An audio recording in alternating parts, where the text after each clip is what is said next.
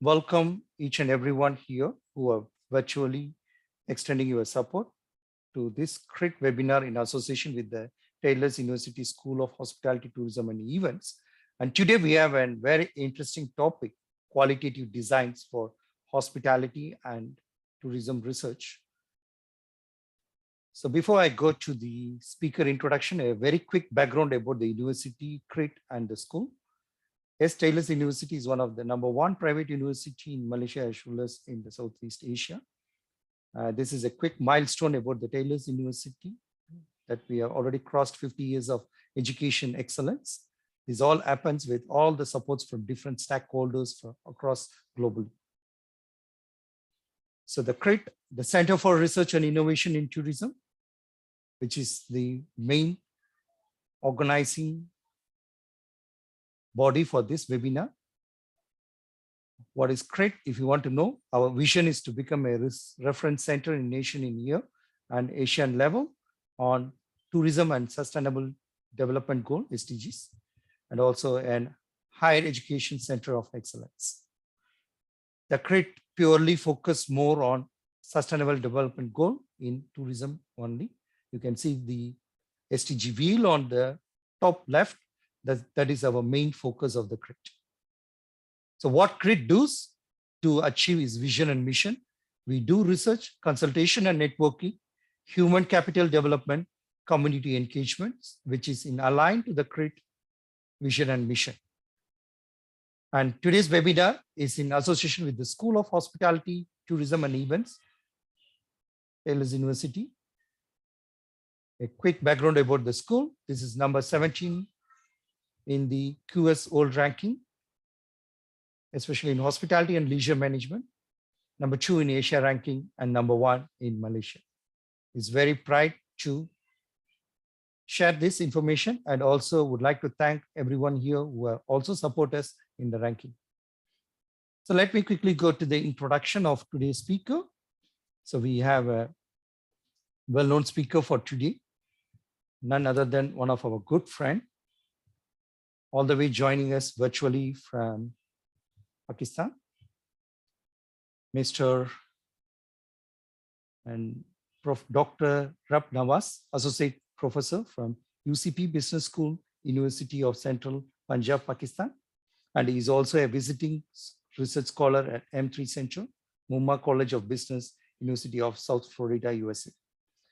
Dr. Rab has a vast teaching, training, and research experience in Pakistan, Malaysia, Turkey, Kazakhstan, Netherlands, Indonesia, Philippines, Brunei, Saudi, USA. I think he's almost covering the main zones where the research in tourism and hospitality comes in. He's also a QSR International Party, appointed him as one of the QSR NVO 9 and 10 in Asia Pacific region. He's a certified trainer, and he has published across more than 50 research articles in a high impact recognized journals, which includes Emerald, Sage, John William and Sons, Springers, Taylors and Francis, and other reputed journals.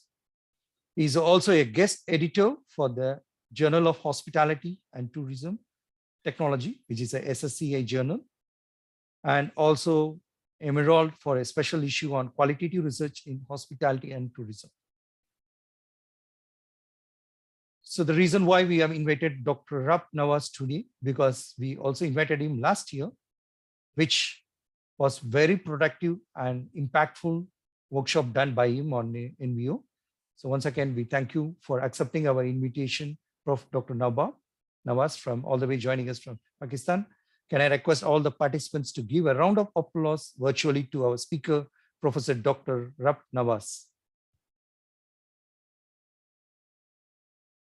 Okay, with this, I would like to hand over this virtual interactive screen to our speaker, Prof. Dr.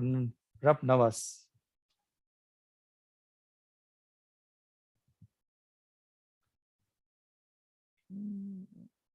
Dr. Mustafa, could you make Dr. Nawaz also co-host?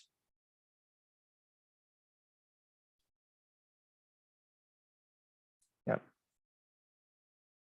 Dr. Rab Nawaz, your floor is yours.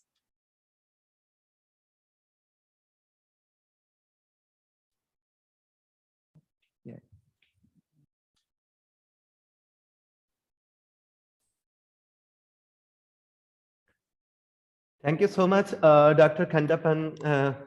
I'm very thankful to you and Dr. Mustafa and all other organizers for this particular wonderful activity. So I'm just going to share my screen, and could you please confirm? Can you hear my voice?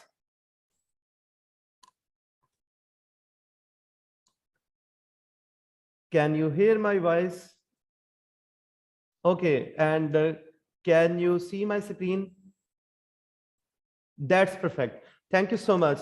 So, audience, good morning, good afternoon, and good evening, depending where you are. Today, we are going to discuss a very wonderful topic on qualitative research design for particularly tourism and hospitality research. So, Dr. Kandapan already introduced me, but I'm just going to quickly introduce myself.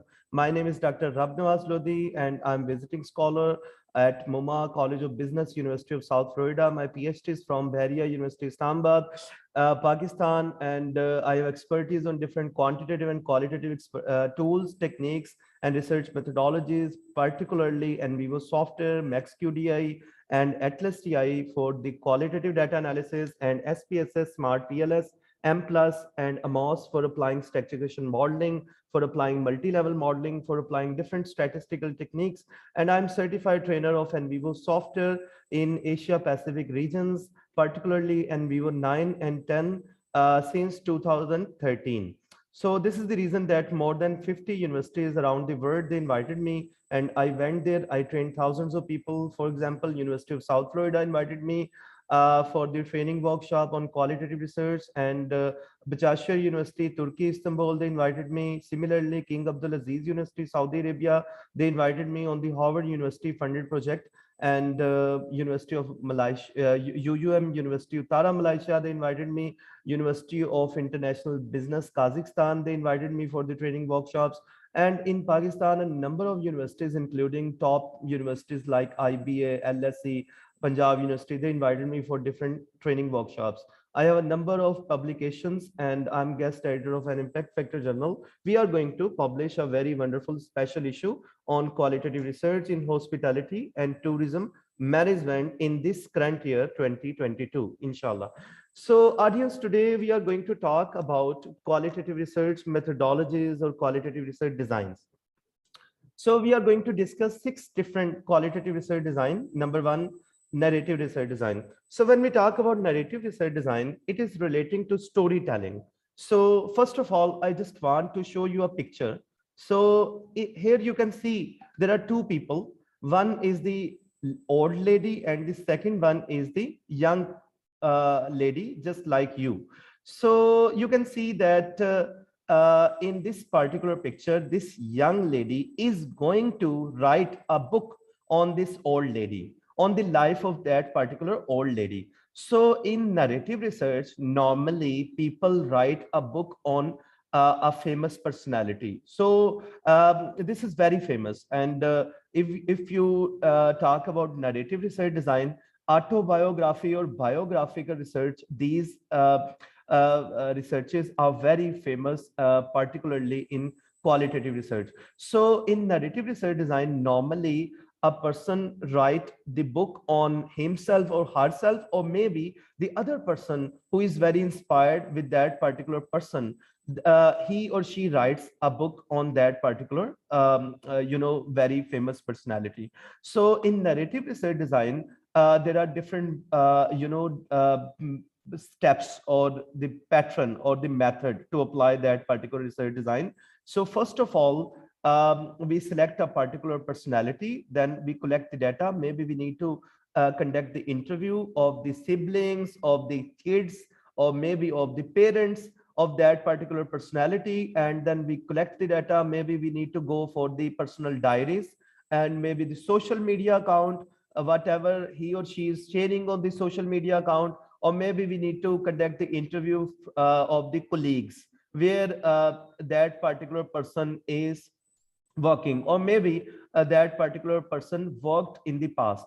So in this way, you collect the data through the multiple sources to gain the in-depth information about that particular personality. And ultimately, you apply different types of techniques, tools, or data analytical methods like discourse analysis, like content analysis, like thematic analysis, or maybe you go for the grounded theory. So it depending upon the objective of your research. So this is very famous research design, and after collecting the data, we need to report the findings. So there are different methods to report the finding. Maybe if you're using some data analytical tools like NVivo, MaxQDA, or Atlas TI. So there are different wonderful visualization. You apply different tree maps or word clouds or tag clouds to analyze your data, or maybe you apply different types of quotations to support the various claims of your arguments through different empirical supporting evidences based on the empirical data. So then you need to drive the actual meaning of life of that particular person. This is very important because every person has different philosophy of the life. So if you want to read the complete life of that particular person, so you need to, I would strongly suggest you to read the biography of that particular person. So a biography cannot be able to cover the whole life, but the major events, but the major things, but the major philosophies or beliefs or the strategies, whatever that particular person has used in his or her life.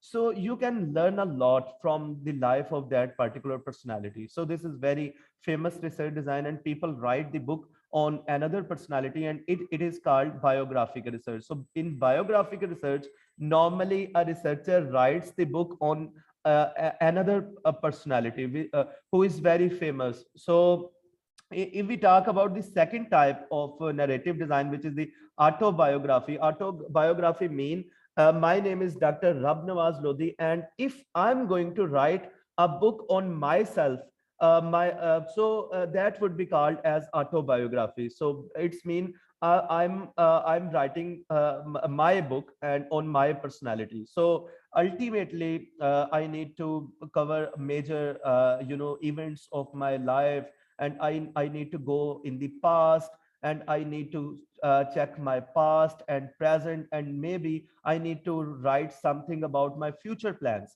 So that would be called as autobiography. So there are a number of books available on the basis of autobiographical research. So similarly, the third type is personal experience story. So when we talk about personal experience story, it's mean a particular person spent a lot of time of his or her life in a particular situation. So after coming back from that particular culture or that particular country or that particular area, people ask about the experiences. So that is known as personal experience story. So it is the very comprehensive story, because normally if you spend only 1 or 2 days, maybe if you are in a particular journey, and after coming back from that particular journey you write a book, so it would not cover because when we talk about narrative research design, it is relating that a person spent a lot of time in a particular situation. So if the time span is very less, so it would not be called as the personal experience story under the umbrella of narrative research, because the condition is that this particular research should be very comprehensive. So then we are going to move toward the next research design. After discussing the narrative research design, we are going to discuss the phenomenological research design. So if we talk about phenomenological research design, I just want to show you a particular picture to understand that particular research design. So in phenomenological research design, our focus is on a particular phenomena, not on a particular person, just like in narrative research design. So in phenomenological research design, we have some or maybe one particular phenomena. So if I declared the phenomena Z as the phenomena. So what do you mean by phenomena? Phenomena mean which is difficult to understand, and concept mean which is easy to understand. So this is the difference between a phenomena and a concept. So when you conceptualize a particular phenomena, after conducting a particular research study, so it's mean you are giving the meaning to that particular phenomena. So before COVID-19, people do not discuss about social distancing or connect lessness and all other phenomena that have been emerged, particularly during pandemic and after this particular situation after COVID-19. So previously, all those concepts were phenomena, but now they are concepts. Why? Because now we are able to understand all these phenomena, because this is the journey started from the phenomena and ending on the concept. So in this journey, you define the meaning and you give the meaning to a particular phenomena to convert it into the particular concept. So it is just like the conceptual definition of the variable. So in different concept, in different context, we perceive different meaning of the same construct. So construct is the same, but meanings are different. So maybe if you adopt the questionnaire from one culture and apply in another culture or in another settings or in another context, so maybe perfectly the perfect definition, operational definition, may not be applied in another setting or in another context or in another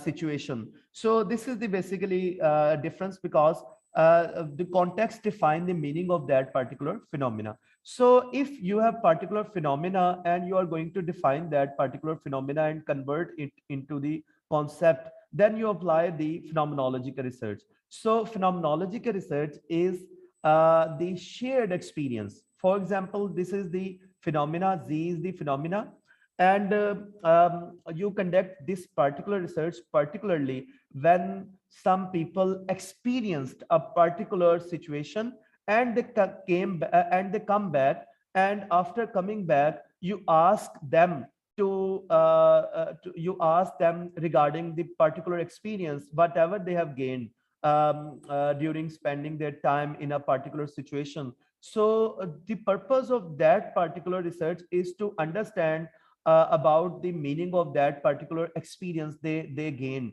in a particular situation. So for example, we are going to give you the example. There are four people: number one A, number two B, number three C, and number four D. So after getting a particular experience, you are going to ask about Z. Z is the phenomena. I'm going to give you the example. For example, a plane crashed, and some people uh, dropped in the forest, and and they spent 10 to 15 days in the forest. So the forest is very dangerous. There are wild animals, and after spending 10 to 15 days, when they came back, you asked that about their experience, how they spent their life, their 15 days in the jungle, in the forest, and how they protected themselves from the extreme weather and from the wild animals. So what were the different strategies they applied to protect themselves from the wild animals and from the extreme weather? So you are going to gain the meaning of spending life in the jungle, spending life in the dangerous situation. So after getting back, you need to conduct the interviews, and everybody will tell you the different story. So maybe you will find some similarities, and maybe you will find some differences after getting the information from these four people to understand that particular phenomena. So I'm just going to show you this diagram, and for example, this is the experience shared by B, and in this circle, this is the experience shared by A. So This is the experience of A, and this circle is representing the experience by B. And now you are comparing, you are overlapping, you are contrasting, you are comparing the experiences of both these two people, and you will find some commonalities, and you will find some differences. So these are the commonalities, and I'm going to give another color in the differences. So these are the differences by B, and here you will find the differences by A. So there are some points which you find in the experiences of both parties, both people, but there are few points which are totally different. So the blue color represent the differences, while the pink color represent the commonalities. So commonalities are the overlapping area, and in this particular phenomenological approach, normally we go for the commonalities, that the majority of the people are telling the same story, they are sharing the same themes. So in this way we understand that particular phenomena. So but mind it, the differences are not useless. Sometimes we compare, and we are very inclined to know why these people are telling the different stories. What are the reasons behind why they are not similar? They have not experienced the same situation. So we go for the differences to understand that particular phenomena. In depth you conduct the study further, why they are telling the different stories. So this is the phenomenological approach, and if you understand the phenomenological approach, I already mentioned the definition of that particular. Okay, this is the narrative study of the life of the single individuals, and it is different from the life of the single individuals, but in this particular phenomenological approach, many people participate in phenomenological approach, because normally in narrative research we focus only one personality, but in phenomenological approach we collect the data from more people, and our focus is not on the personality, our focus is on the phenomena, and we are very inclined to know the meaning of that particular phenomena by many individuals of their lived experience. So this is the concept of phenomenological approach. And then we are going to discuss the participatory action research design. I'm going to show you that particular picture, and this particular graph. And in this graph, you will find that there are different cycles. There are 2 cycles, and participatory action research is also known as the cyclic approach, cyclic. So we conduct this research in different cycles. Normally, action research or participatory action research is conducted on the contemporary issue. If the society is facing a particular issue, so being a researcher, this is your responsibility to find the solution of that particular issue which is being faced by the community. So in this particular research, normally we find the solution of the problem to implement. So implementation is very important. This is totally practical research, totally applied research. There are 2 types of research. One is basic research and the other one is applied research. So in applied research, our focus is only to find the solution and to implement the solution for the betterment, for the improvement. For example, uh, the production manager visit a particular factory where the production is going on.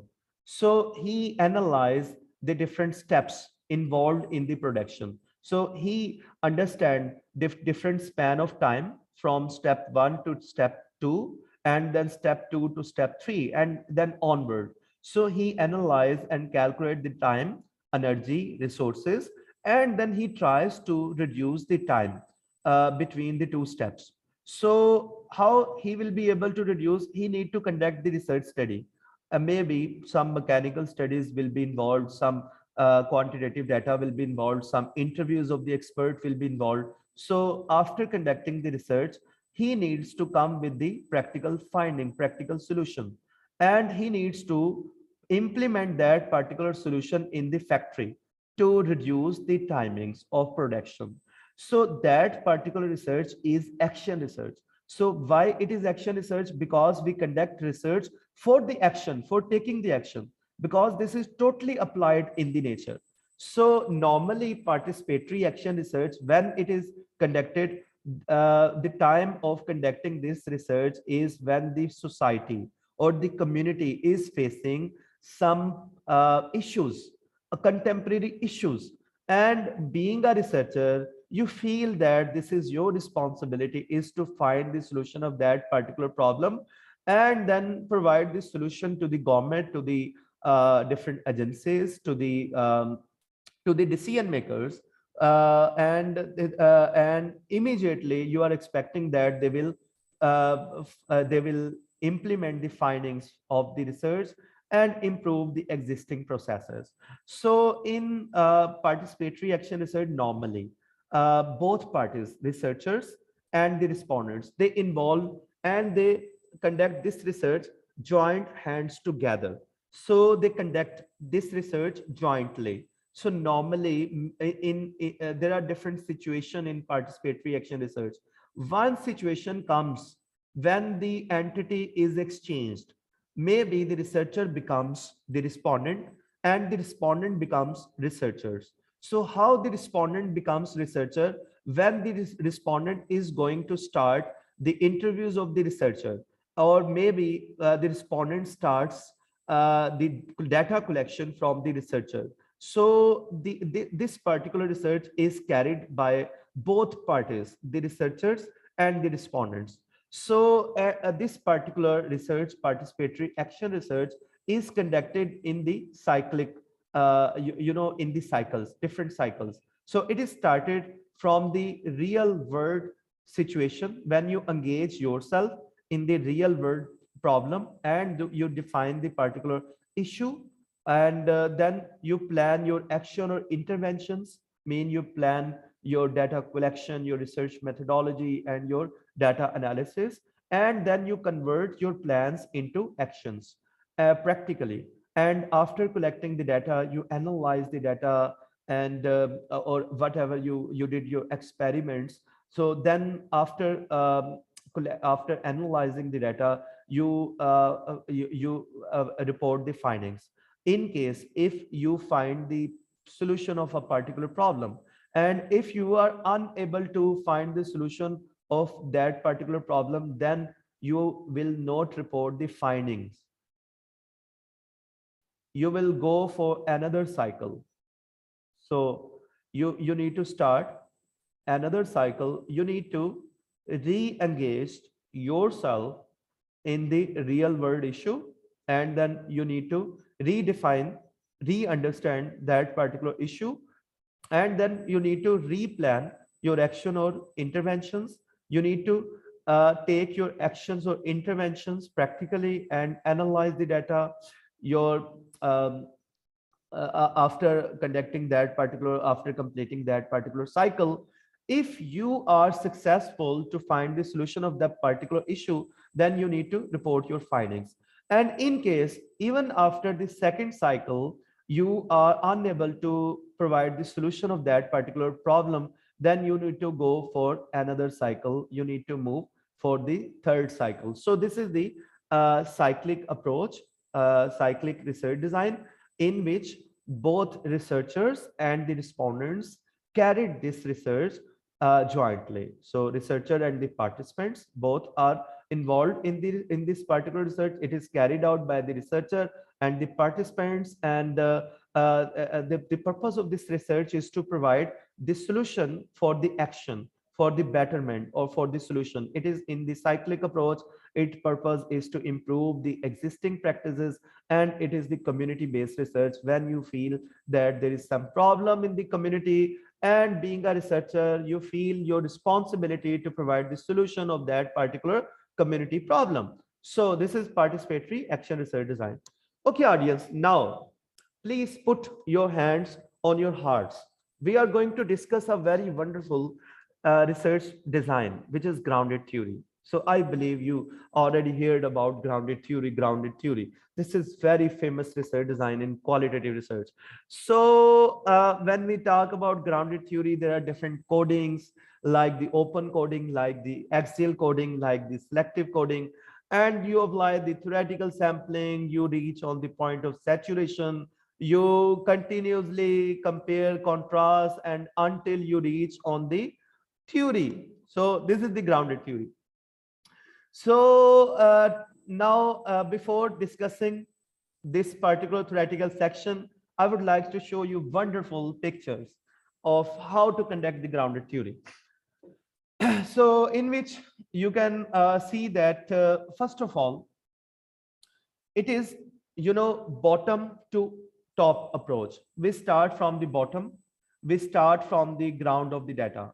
So here you can see that these box represent the open codings. Open codings mean you read a particular statement. Maybe you collected the data from the interviews, maybe you collected the data from the focus group discussion, or maybe you are analyzing the textual information of the books or the newspapers or maybe of the different websites. You must have the contextual, textual statements, paragraph, passages, text. So after getting the text, maybe if you conduct the interviews, video recorded interview, you need to transcribe that particular interview and convert the audio or video recorded interview into textual format. And if you conduct the focus group discussion, so after the focus group discussion, you need to convert all the discussion into the textual format. You need to write these statements. And after getting the written information, written data, you will be able to apply the grounded theory.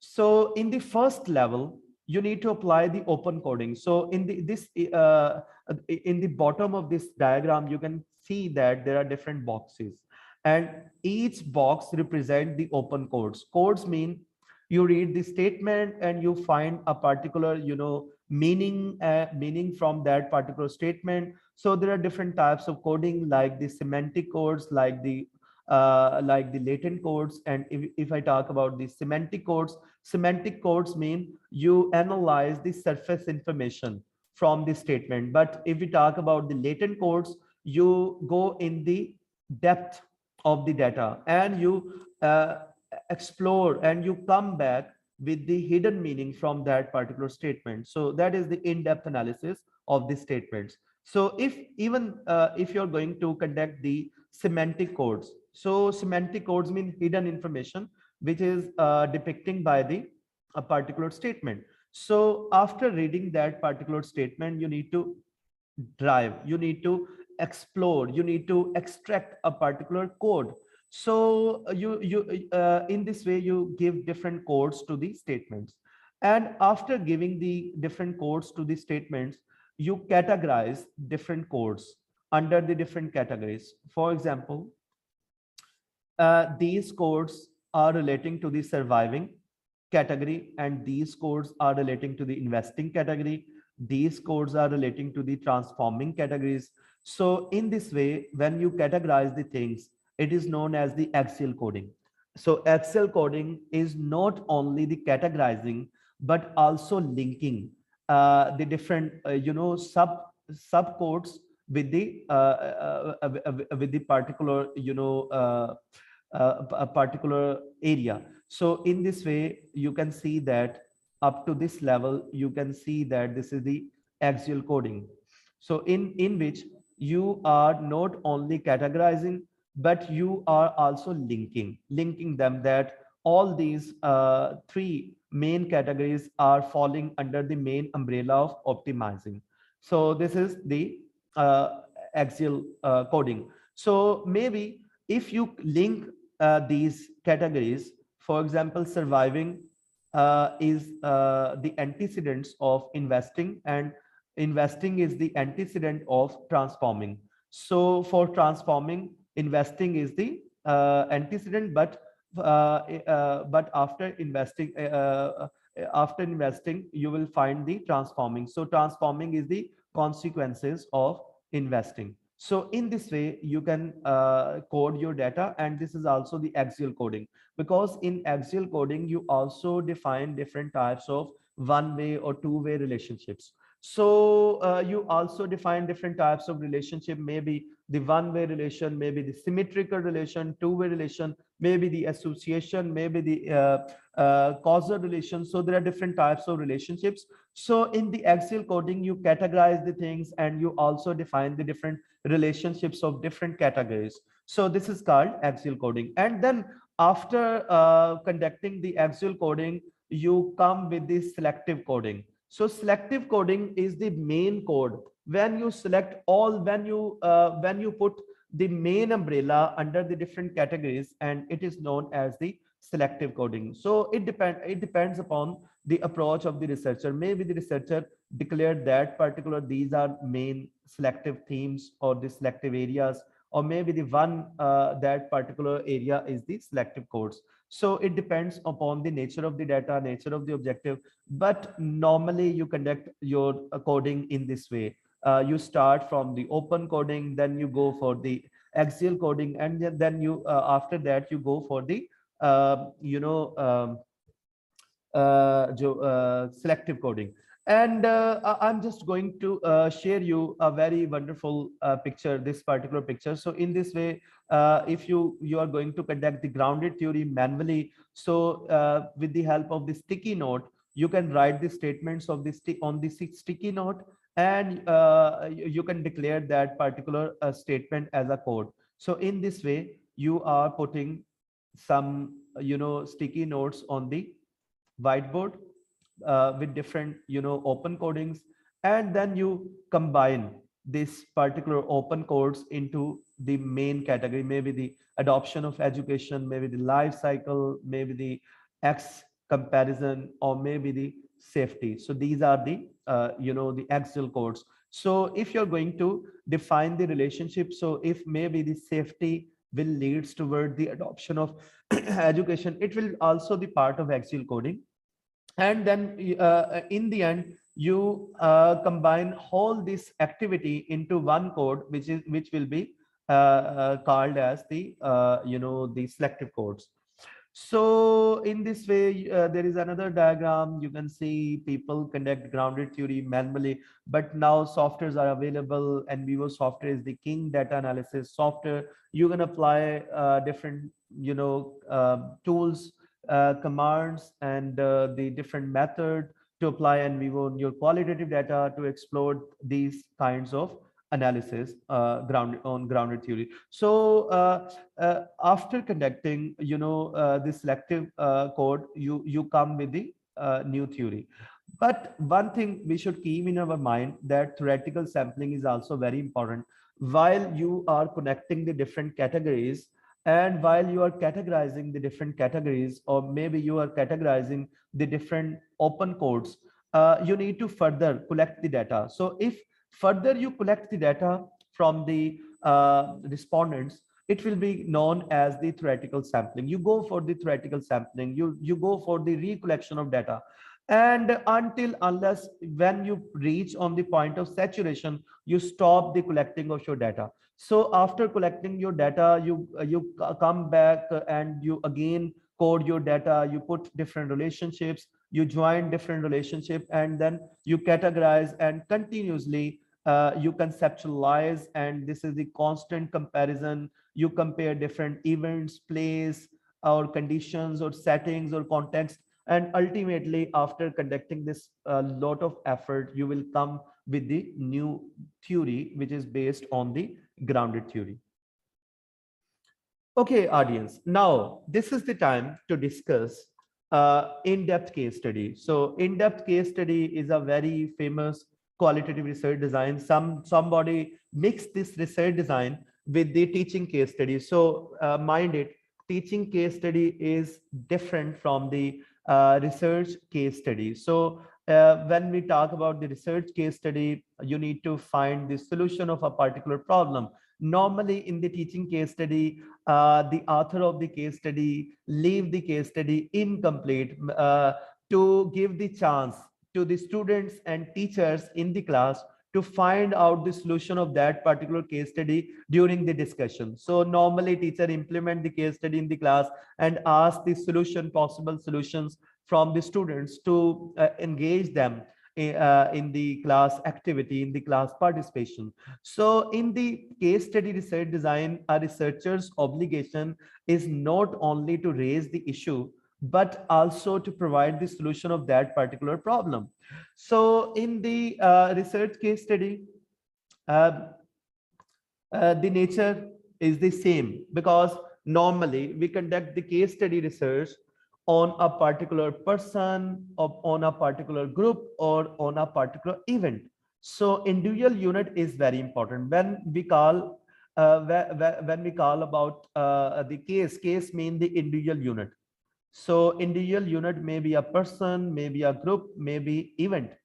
So for example, in psychology, many people conduct research on only one person. So they analyze the life of that particular person, who maybe he's in some tragedy, he has been gone in some tragedy or trauma or some trouble. So they analyze the life of that particular person. So it is the case study or in the psychology. So maybe in hospitality or tourism, maybe some people conduct the research on a particular person who visited more than 150 countries of the world. So the particular, why you are conducting the case study of that particular person, because you want to know their experience, their life experience, their philosophy. So in this way you conduct the case study on a single person. So maybe you conduct the case study on the group of people. So while you are going to conduct the case study on the group of people, for example, if in a particular community, how they live and what are their living styles, their living standards, or their language or their beliefs. So maybe you go for the you conduct this research, this particular case study on a group of people. And there are different communities and in different areas. So people go there and people conduct the research study. So even in hospitality and tourism, people conduct the research on different group of people. They visit different places and they come with the new findings. And if we talk about events, so events is you can also take the event from the historical data. So it's mean, for example, in the past, if you pick the book of a history, so you select the particular part from the history that in this age, uh, in this particular area, people lived there and how they spent their life, and what was their bureaucracy system, their justice, their peace, and their other issues, their economy, their civilizations, and their socialization. So all these kinds of things you analyze in the historical case studies. These are known as historical case studies. So in the past you also analyze the different events. So maybe if you have seen the National Geographical Channel, so there are different documentaries of the plane crash and how the plane was crashed. um, some investigators collect the data, they conduct the interview of different people who are the eyewitness of that particular event. So in this way, these kinds of case studies are known as the historical cases or historical case studies in a particular research study. So similarly, we can conduct the research on a particular unit, on a particular company. Maybe you are going to conduct the research on a particular organization, maybe on a particular hotel. So you take the particular hotel as a case study. So there are different types of case study I'm going to discuss these case studies types, but I have also mentioned the components of the case study research design by Robert K. Yin. So Robert is the king of case study. So Robert provided these five components, or the five main elements of the case study research design. So Robert provided, and these points are very important, and particularly I would suggest to you people, if you're going to apply the case study research design in your research paper, you need to follow the standard methodology of a particular methodologist. For example, Robert K. Yin is a very famous methodologist, and if you're going to apply the case study in your research paper, I would strongly recommend you to provide the components of the case study by Robert K. Yin, or maybe some other experts, some other methodologies. So this is very important, because after completing your research paper, when you send your research paper, submit your research paper in some good journals, they ask for the standardized methodology. If you give the reference, if you give that we have followed that particular research design, it will be easier for the acceptance. Not only for the acceptance, this is the later stage, but while you are conducting the case study, it will help you a lot. So it will provide you the complete structure of your research paper from point A to point Z. So these components are very important. So you start from the case study questions. So questions are very important. If there are different questions, questions mean the problems. You are going to find the solution. You are going to find the answer of those questions which are already unanswered while you are starting your case study research. So research questions are very important, and you also go for the propositions. Propositions are just like the hypothesis, but hypothesis, we develop the hypothesis based on the literature, based on the theoretical evidences, based on the theories. And if there is no theory, normally we go for the research questions, or maybe we go for the proposition. So we develop the proposition based on the empirical data, not on the theoretical data. So maybe after getting the results in your qualitative research, you provide the proposition in your conclusion part, or maybe you provide the proposition in your finding parts.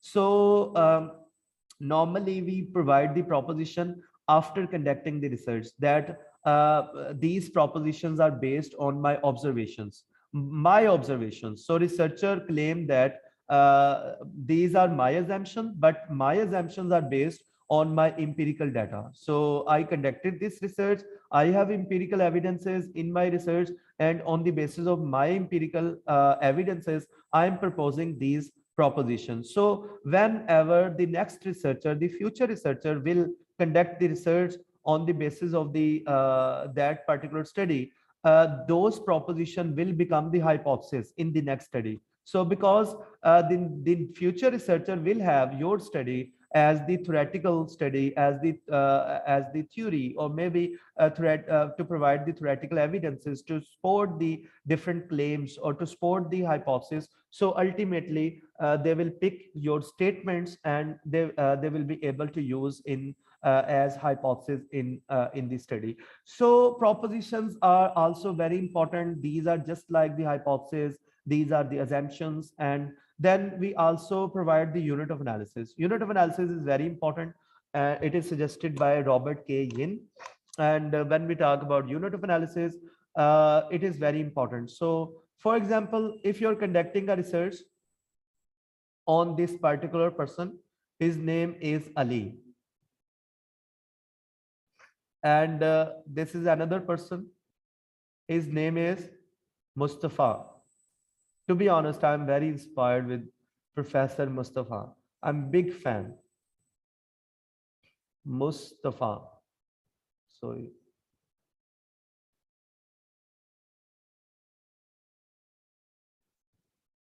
Mustafa.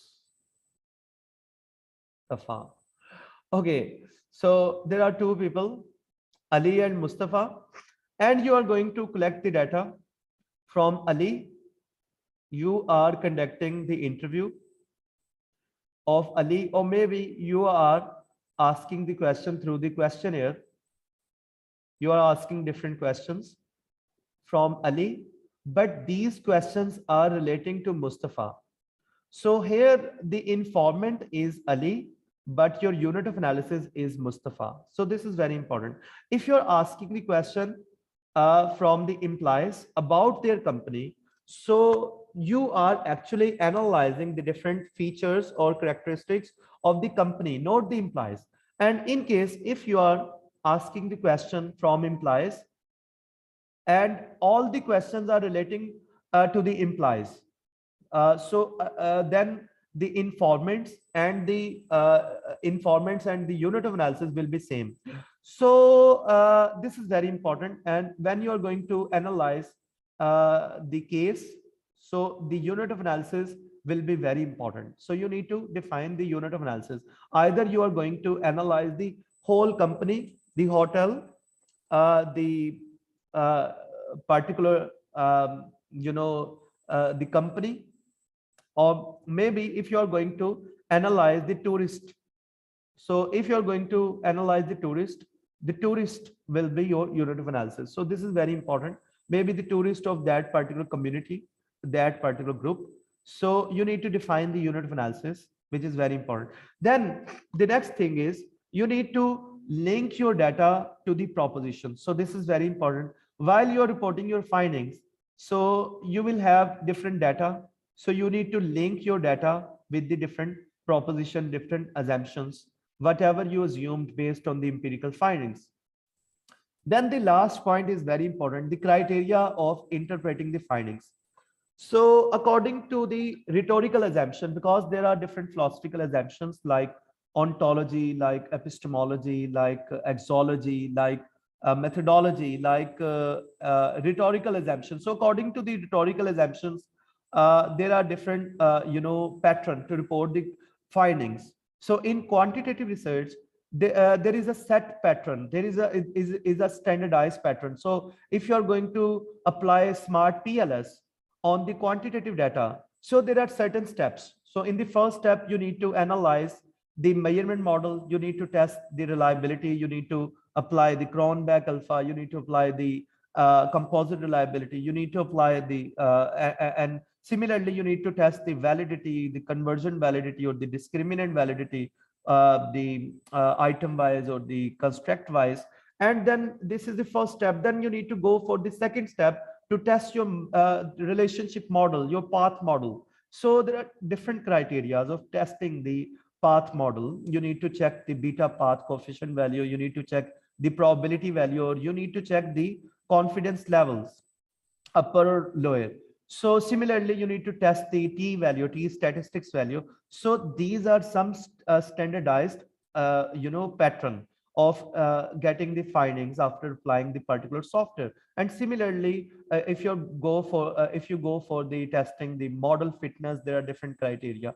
So while you are going to report the quantitative findings, there are some standardized format to reporting the quantitative findings, and everybody knows, every quantitative researcher of that particular field knows that in this way the researcher have reported the quantitative findings in a good manner or in a bad manner, because there are some standardized pattern of reporting the findings.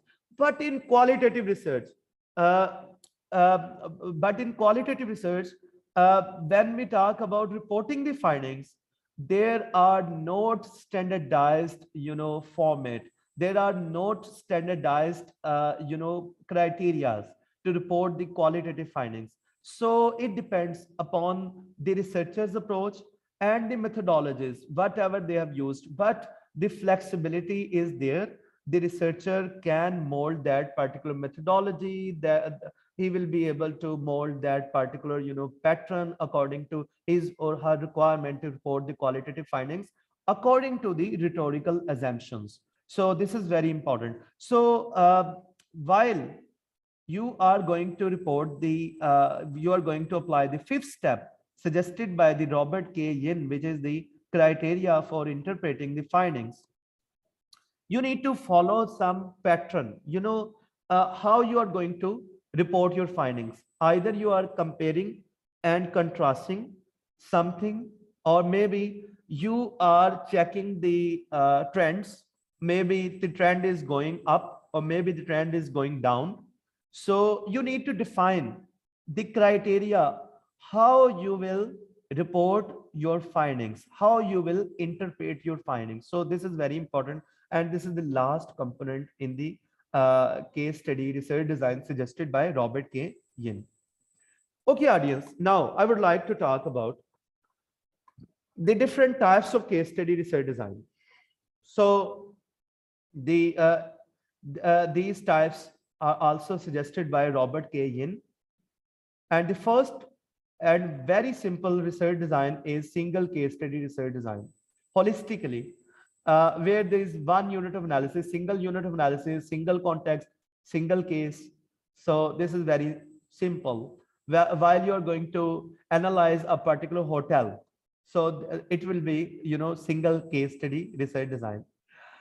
And when you are going to conduct the embedded research design, it is the single case study research design. Mean hotel is the single, but the levels are the different. So maybe if you analyze the employee level, this is the first unit of analysis. And if you're going to analyze the guest of the hotels, so that would be the second level. Or maybe if you're going to analyze the departments of the hotels, that would be the first level, that would be the second level, department of the hotel. And if you're going to analyze the employees in different department, that would be the first level. So in this case study, the hotel is the single, but there are different levels. The units of analysis are different, and there are more than one unit of analysis. And similarly, there is another option, which is the multiple case study. Multiple case study research design is when you are taking more than one hotels, hotel 1, hotel 2, hotel 3, hotel 4. So you cannot leave these hotels independently. You need to compare, maybe by applying the Venn diagram. You know about Venn diagram by Aristotle. So in this way, you can compare maybe the 4 hotels. So these are 4 hotels: A, B, C, D, and this is the common area. Commonalities are there, and this is the overlapping area, differences. So in this way, you can compare them. So if you are comparing more than one hotels, so this is multiple case study research design with the single case. And similarly, this is more complex research design, which is while you are taking more than one hotels, and while you have more than one unit of analysis in each hotel. So that would be the multiple case study, but embedded with multiple unit of analysis. Okay, audience, this is very wonderful case study research design. Now, this is the time to discuss the ethnographic research design. Oh my God, this is very, my favorite research design, ethnography. So when we talk about ethnographic research design, a particular researcher go in a particular research community. He spends his time with the people, with the community, and he act like them, like whatever they are doing. So he tries to act similarly. So in this picture, you can see that between them, this is the researcher, and these are the community member, and he is trying to do the same thing with them. So the reason is that the purpose is to go inside in that particular community and come with the new theory, new culture, new values. So we use the terminology immersion. Immersion means sinking until covered completely with the water. So we go in the depth of the water, and we analyze and see the depth, realities, and then we come back from that particular community, just like the water. So when we talk about ethnographic research design, it is the analysis of the shared pattern of behavior beliefs, and language among the study participants. So number one is behavior. Behavior means the action or reaction, and behavior comes with the attitude. Behavior comes with the cognition. Whatever is in your mind, it will the outcome of your attitude will become your behavior and your beliefs. Beliefs mean whatever is in your mind. So your beliefs are depending on the environment where you live, and your beliefs and you know your cognitions, your liking disliking. So all these things are the part of this particular study. And your language, how you communicate, how you convey your message through verbal or through non-verbal communication. So these are very important, because sometimes non-verbal communication have different meanings. Sometimes verbal communication have different meanings.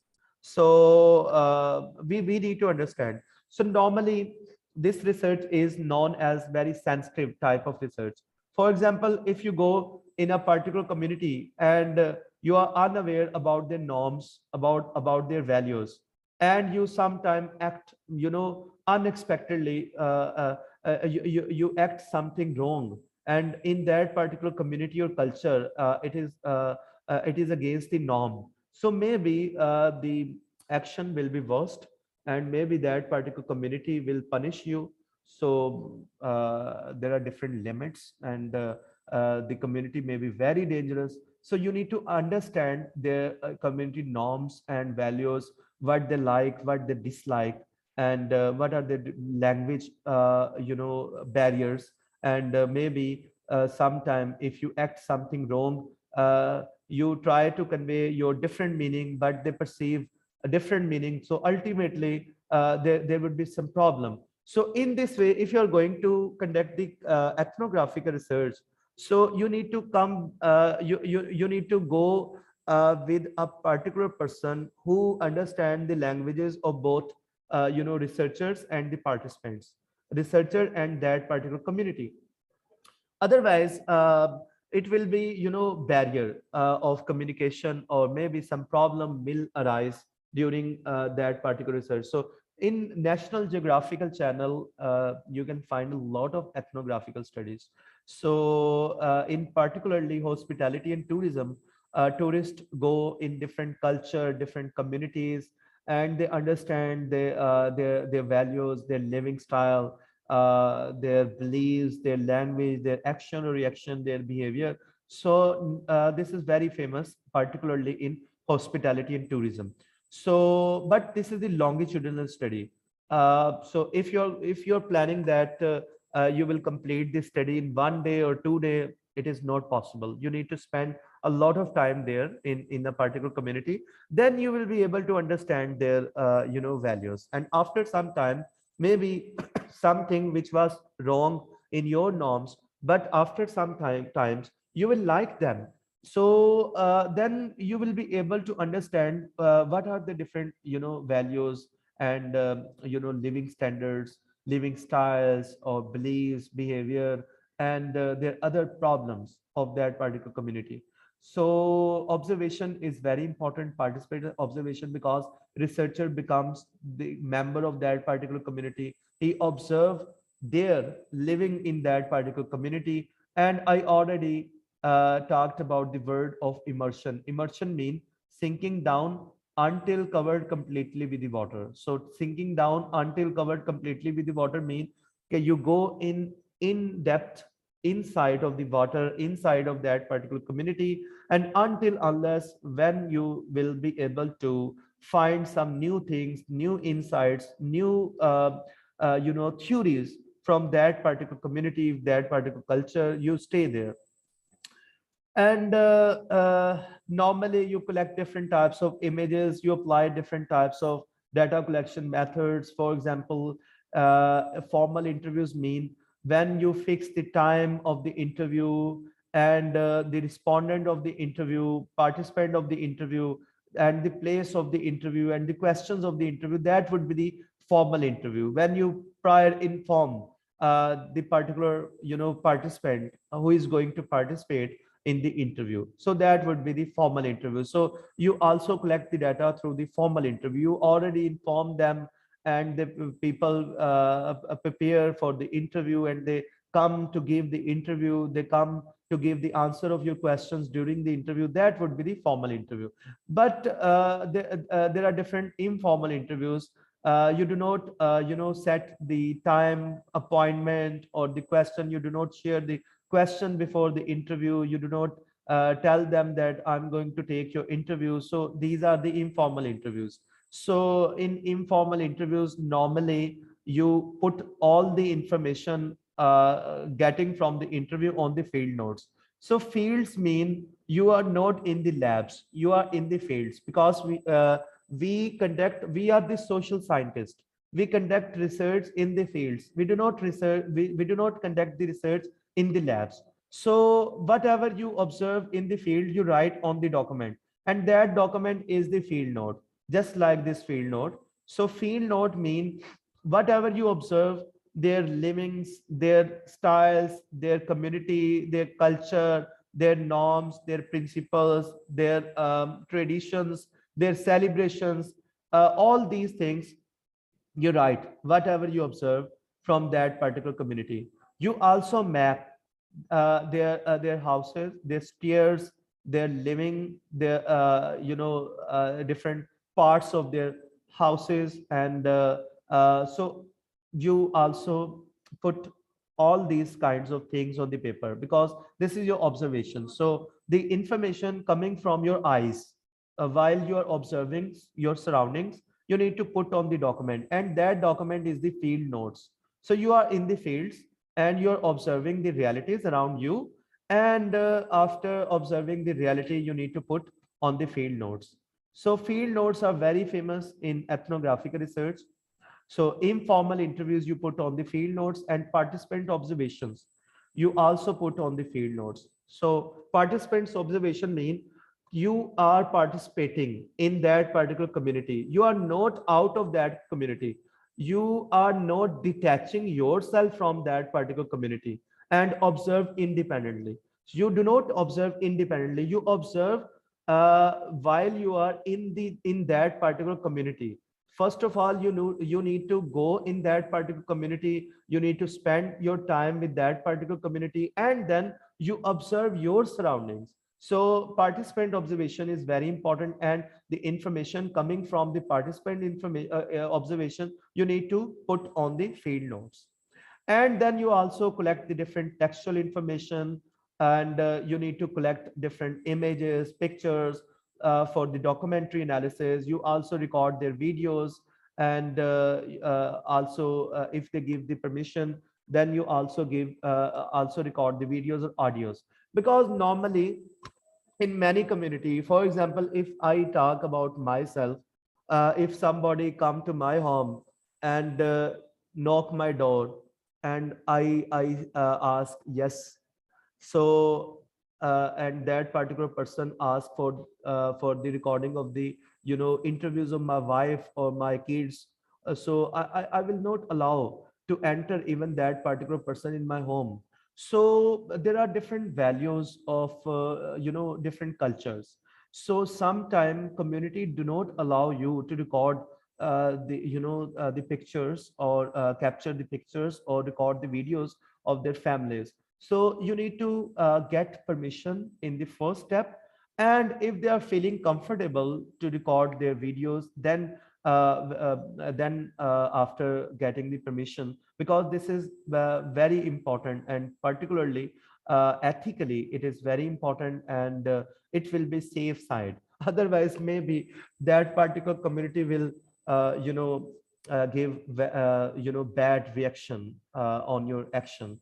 So this is very important. So audience, this is all about the ethnographic research, and now I'm going to talk about the netnographic research. So in the netnographic research, I'm just going to turn this word ethnography into netnography. So netnography is developed by Robert Cousinet, and Robert Cousinet is a very famous author of the book. So you can find the different videos of Robert Cousinet on internet, on YouTube. So Robert Cousinet is a founder of netnographic research, So in the ethnographic research, we choose a particular community, not physically, but digitally, maybe on social media, maybe on LinkedIn, maybe on Twitter, maybe on Facebook, or maybe on WhatsApp, or maybe on YouTube.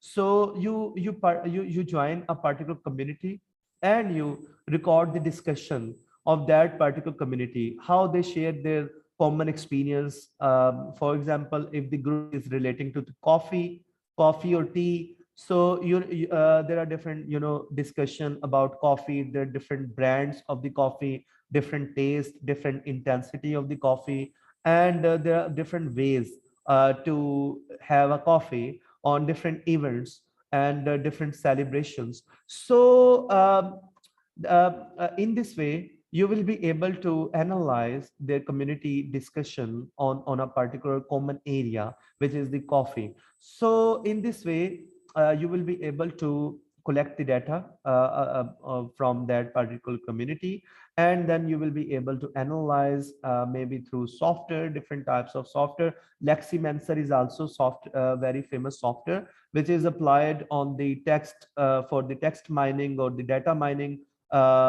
techniques to analyze the data from the social media, to find the different themes and to link them and to find the different frequency or to find the intensity. So Leximancer is a very famous software. And similarly, NVivo software is very famous software, particularly to apply the sentiment analysis. And my video on sentiment analysis is also available on YouTube.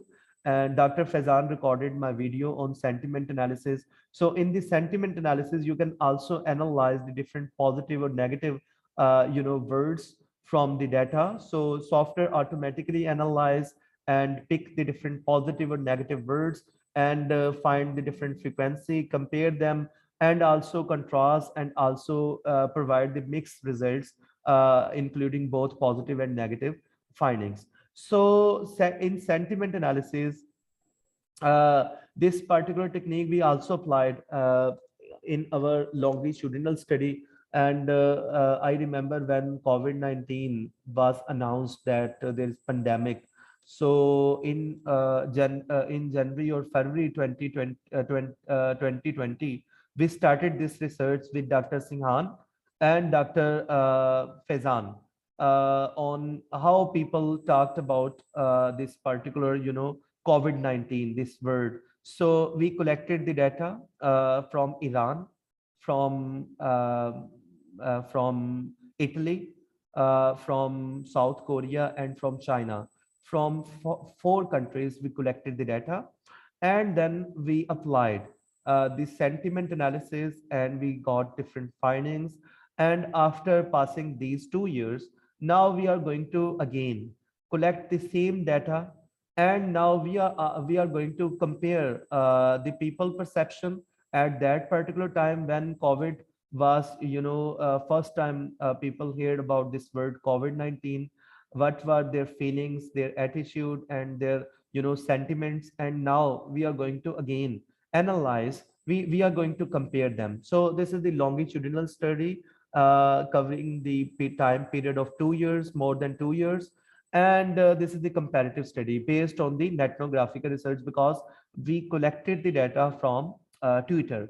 So different tweets, people provided different tweets, and we extracted the data. We applied the text mining technique to analyze the different sentiments on the data. So this kind of study is ethnographic research, and nowadays these research designs are very famous. Ethnography or ethnography, particularly in hospitality or tourism, you can apply these kinds of techniques. You can go in the particular fields to collect the data, practically the first-hand information, or maybe through the internet by applying the ethnographical design. You can collect the digital information, not moving and not going in a particular field, in a particular community.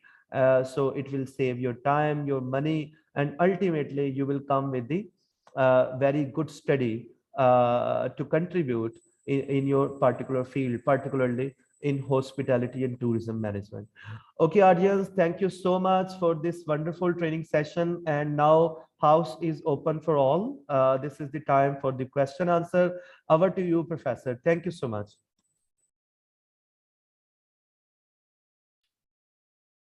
Thank you so much. I think always Dr. Rapnava's session is always mesmerizing everybody. I think I get a lot of comments directly about your session. Like, I think they are attending the second session of yours arranged by Taylor's.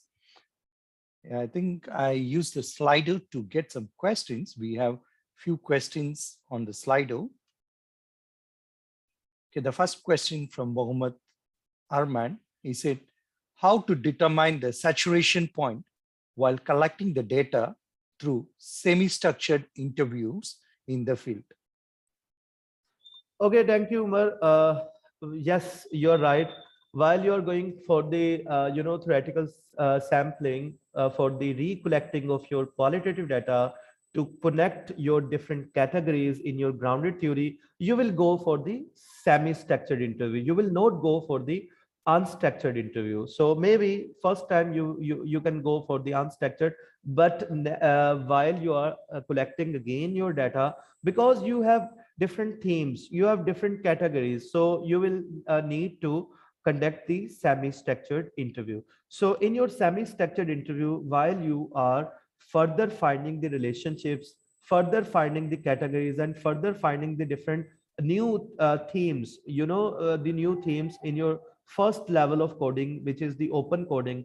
And when all the peoples are repeating the same information, they are giving the same themes, they are reporting the same themes or the same codes, and the new information is stopped coming. So ultimately, you being a researcher, this is your time to stop for the further collecting the information, because this is the point of saturation. So if you will go further for the data collection, and the information is the new information is not coming, then this is your time, this is your authority, because in qualitative research, normally it is more depending on the researcher. So this is your authority that you can declare that particular point as the saturation point, and you stop further collecting your data. Thank you. Thank you so much. I think it was well explained. So let's move on to another question, Prof. Dr. Nava. If I apply concurrent embedded mixed method, qualitative research is embedded in quantitative research, which coding technique should I employ? Okay, thank you, Doctor. So you are asking about the embedded or concurrent design. So there are these are two different design in mixed method. Embedded is different and concurrent is different. So if you're asking about the concurrent research design, it is also the convergent triangulation research design.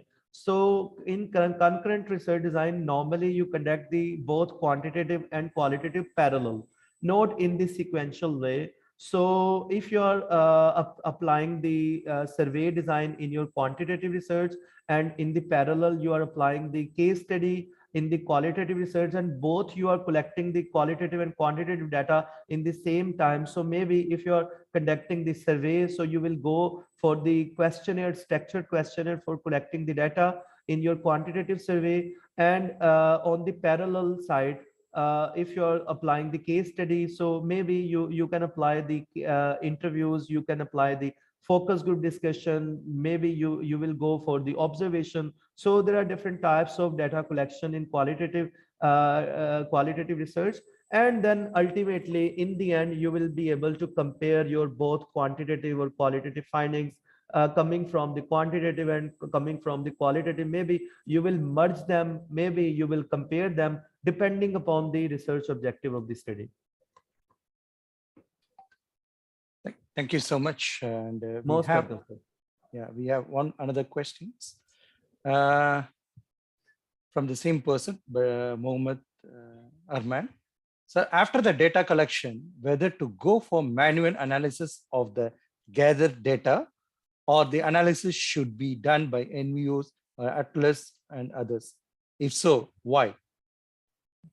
Okay, thank you so much for this wonderful question. So NVivo software or all other softwares are only the tools, but actually what you are going to explore and you are going to report, this is more important.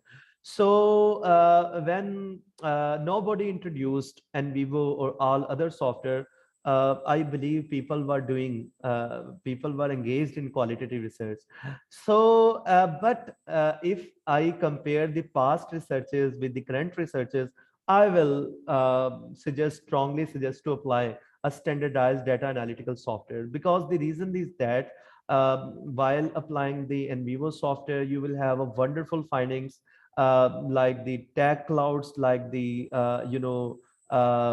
different types of word clouds, like the tree maps, like the different types of graphs, charts. So you will be able to report your findings more systematically. So ultimately it will have more understanding,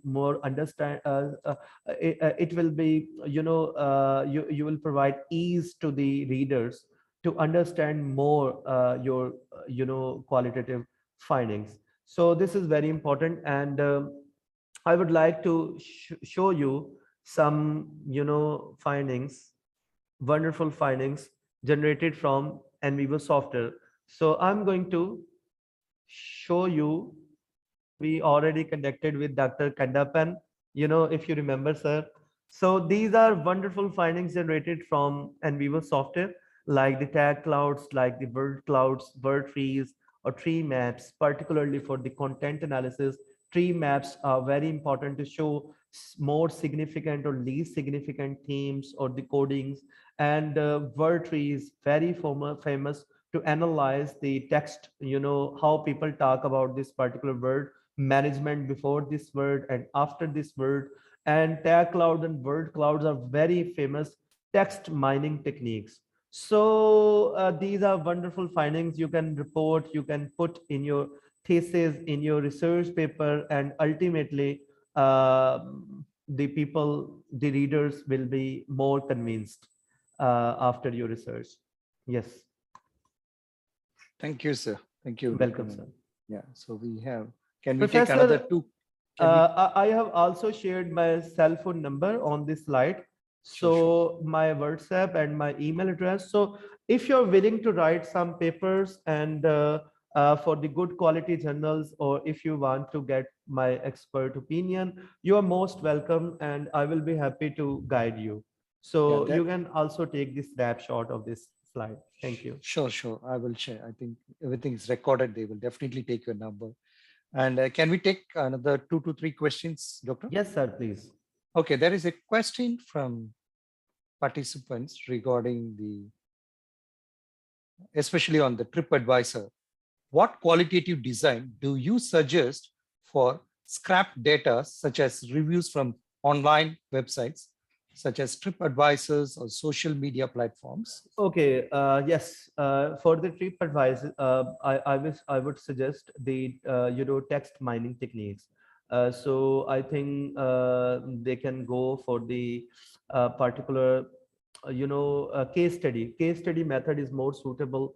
So while you're using the trip advisor, there are different hotels, or you can collect the comments of their guest, different tourists.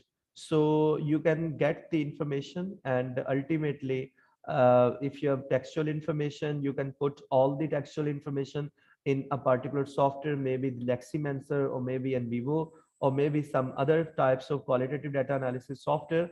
So the software will analyze your statements. So if the information is not in bulk form, you have few statements, you can also code the data manually, maybe on Microsoft Excel, maybe you can go on NVivo software to analyze your few statements. And if you have data in bulk form, there are a lot of statements, then definitely you need to apply the text mining technique. Thank you, Doctor. I think we have an interesting question, which is because today we have a lot of students I think Dr. Pallavi Arora, she asked a question.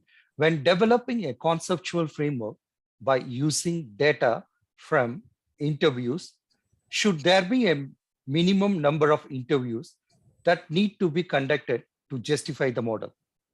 Okay, there is no hard and fast rule, and it is depending upon the supervisor or some experts of that particular field who will be able to suggest that how many people I should contact for the interviews. So if you are satisfied and if you're expert in qualitative research and if you're satisfied that 10 people are sufficient because they are the top management, they are relating to the top management of the hotel and they have the complete information, and I'm going to ask the questions during the interview from 10 people, then 10 people will be sufficient. And if you're conducting the data from the employees and you realize that employees have few information, they don't have the complete information, so definitely you need to increase your sample size in qualitative research. So this is more important. Thank you so much. We have one. I will take one last question, despite your respecting your time. There is one question. I think it's he put into two. I will try to combine. At what level do we apply theory in qualitative, and is it necessary to validate the interview protocols from panels? If yes, then what? Who will be the appropriate? And can we introduce new ideologies to our respondents while doing survey? Okay, there are two different questions. One question is relating, is there a need to apply the theory in the qualitative research? So there is no need to apply the theory in qualitative research, because if there is theory, then there is no need to conduct the qualitative research, because normally we conduct the qualitative research is to develop a new theory. So even though if there is theory and you are going to conduct the qualitative research, then it's mean you are extending a particular theory, you are introducing some new dimension in the existing theory. So this is only the case while you are going to take a particular theory and you are going to conduct the the qualitative research. For example, TAM model is very famous, TAM theory technology acceptance model. And if you're going to establish a new instrument in a particular context, it's mean you're going to develop a new theory, new instrument, measurement theory, you are going to develop a new measurement theory, but your theory is based on the TAM model. So it's mean you're extending the existing theory in particular dimensions. So yes, you can apply the theory, but if only if you are extending the existing theory. So otherwise, qualitative research is conducted to introduce a new theory. This is the purpose of qualitative research. And the second question, I think, what was second question? The second question is, can we introduce new ideologies to our respondents while doing surveys? While doing survey. Survey. Yeah. New ideology or new methodology. They put ideologies, or should we just take the data they give us as it is? Okay, could you please repeat this complete question? Yeah, the question is, can we introduce new ideologies to our respondents while doing survey, or yes. we just take the data they give as it is? I think maybe it's a bit not fully completed, I think. Yes, Professor, we can do, because whenever you conduct the research, the purpose of research is to introduce something new to the audience. Maybe even though if you are conducting the quantitative research, definitely you are introducing new mediators, new moderators, or maybe you go for the multi-level modeling, or maybe you go for the multi-group analysis. So there are new things in your research. So definitely you give the new concepts and new findings, groundbreaking findings to the respondents. Thank you so much, Professor Dr. Navas. I think Most welcome, sir. Most really welcome. respect your time. We already passed 10 minutes late to our schedule, committed time from you. Let me quickly conclude. I think your session was very, very informative. I think we got a lot of feedbacks.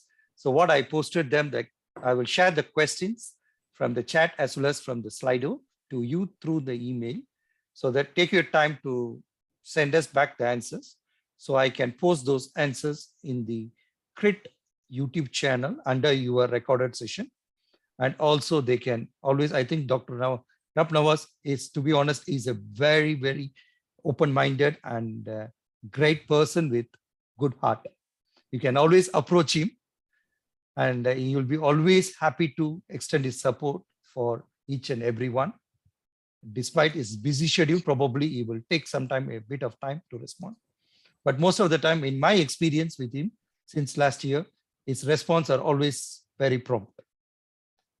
So with this, we take this opportunity again to thank Dr. Rap Navas for accepting our invitation from the CRIT and School of Hospitality, Tourism and Events of Taylor's University. Despite your busy schedule, sparing your time and especially your insights are very, very beneficial to each and everyone. We all learned a lot, and probably I can request the participants to post one word in the chat, maybe a feedback, one word for Dr. Rap. And also we posted the link.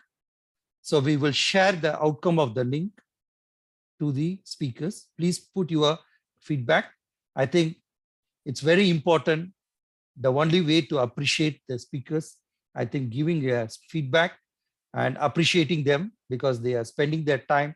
It's a part of the community service they are giving to all these kind of webinars, I think, which we should really extend our supports. Please fill the survey so that we can share the filled survey to our speaker, Dr. Rap Navas. So that I think that feedback words makes us more joyful than anything. So thank you once again. And probably before we end, we would like to take a digital photo. So can I request all the participants to open your cameras? So that we can take a digital photo as a memory of this particular session.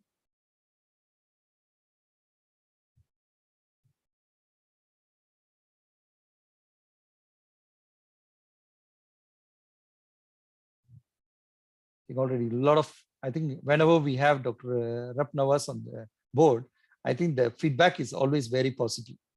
I think with the positive words, you will create one paper, textual paper, I think. Thank you so much. Yeah, thank you so much. So I will say 1, 2, 3, then probably we can go. I think I need to go 3 pages. So 1, keep a hospitality smile. 1, 2, 3. Let me go to the next page. 1, 2, 3. Last page. 1, 2, 3. Okay, thank you so much. I think today day was coming to an end with a lot of insights, a lot of knowledge. And I think the students, educators, researchers, I think the knowledge poured by Dr. Rap Navas is really exemplary. And we are blessed to have him on stage and probably try to contact him. He shared his WhatsApp. Not everybody will share the WhatsApp numbers. So I think that shows how good he is. So try to reach him, get the support, work together, collaborate. And whenever you go for collaboration, don't forget, we also here, CRIT and the School of Hospitality, Tourism and Events of into Taylor's University. We are always happy to be a part of the collaborations and look and please try to extend your support in our upcoming events too. Thank you so much. All the best. Stay safe. And people who are doing the research qualitative, all the best for you. Thank you.